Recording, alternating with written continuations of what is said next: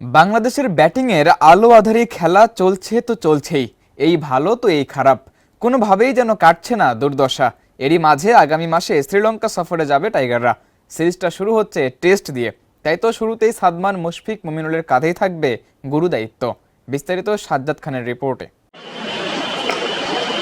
আন্তর্জাতিক মঞ্চে সাদা বলের বন্ধন থেকে পুরোপুরি মুক্ত মুশফিকুর রহিম। এখন তিনি শুধু লাল বলের ক্রিকেটার। মুমিনুল সাদমানের মতোই তার গায়ে লেপ্টে গেছে টেস্ট ক্রিকেটারের তকমা। অভিজাত সংস্করণে তাই তো দায়িত্বটা যে কোনো সময়ের চেয়ে বেশি। ওয়ানডে থেকে অবসর ঘোষণার পর জিম্বাবুয়ের বিপক্ষে টেস্ট সিরিজে রান না পাওয়ায় আক্ষেপ জমেছে মনের কোণে। আগের সিরিজের ব্যর্থতা হয়তো মিস্টার ডিপেন্ডেবলকে দিচ্ছে বাড়তি পরিশ্রমের তাগিদ। ক্যাম্প না থাকলেও মুমিনুল সাদমানদের সঙ্গে মিরপুরে অনুশীলন করছেন নিয়মিত।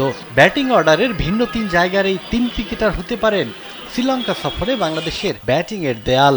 ওয়ালটন আবারও মিলিয়নিয়ার অফারে ওয়ালটন ফ্রিজ কিনে আপনিও হয়ে যেতে পারেন মিলিয়নিয়ার।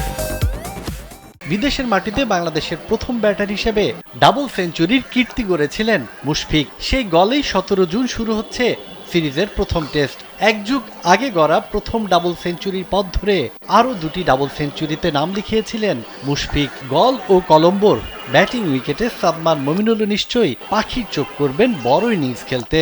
মুমিনুল তো একাধিকবার 200 রাঙিনায় গিয়ে ফিরে এসেছেন। এবারে সফরে কি পাবেন ডাবল সেঞ্চুরির নাগাল? ব্যাটিং স্বর্গে সাদমান, মুমিনুল, মুশফিকদের ক্ষুরোধার পারফরমেন্সই পারে বাংলাদেশকে ভালো ফল এনে দিতে।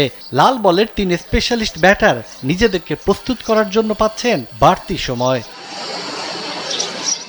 সাজ্জাদ খান, কালবেলা।